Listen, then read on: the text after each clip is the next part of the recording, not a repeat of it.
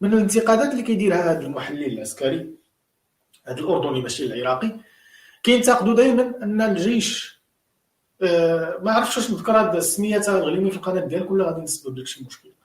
جيش الاحتلال كيقولوا انه ماشي صادق في اعلان الخسائر ديالو، كل مره كيكرروها في التحليل ديالو. راه استهدفت المقاومه مجموعه من الدبابات، لكن الجيش ليس صادقا ولم يعلن عن عدد القتلى الحقيقي.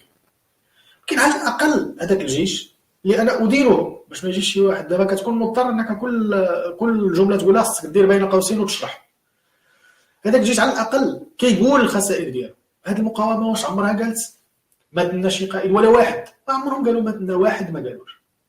طيب انت كمحلل عسكري قول هذا الكلام كله، قولوا للشعب الغزاوي اللي كيسمعك، قول لهم اودي علاش كدير هذه المقارنه المجحفه؟ كتقول هذا الجيش يكذب ولا يصرح بالحقائق. طيب حتى الاخرين راهم كيقولوا هذاك الجيش على الاقل كيقول الخسائر ديالو. هذه المقاومه واش عمرها قالت ما دنا شي قائد ولا واحد؟ ما عمرهم قالوا ما دنا واحد، ما قالوش.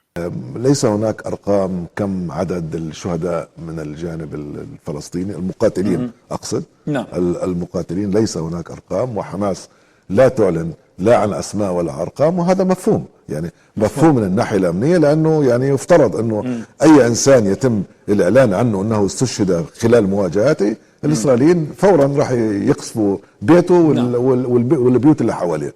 فأمر طبيعي جدا أن لا يتم الإعلان عن أسماء أو عن أعداد. هذاك الجيش على الأقل كيقول الخسائر ديالو. هذه المقاومة واش عمرها قالت ما دنا شي قائد ولا واحد؟ ما عمرهم قالوا ما دنا واحد، ما قالوش. هذاك الجيش على الأقل كيقول الخسائر ديالو. هذه المقاومة واش عمرها قالت ما دنا شي قائد ولا واحد؟ ما عمرهم قالوا ما دنا واحد، ما قالوش. يا اخوانا ده الأعمى بيشوف، انتوا مش شايفين ليه؟ الدنيا ضلمه، الدنيا ضلمه قدامكم ولا حاجه؟ نولع النور.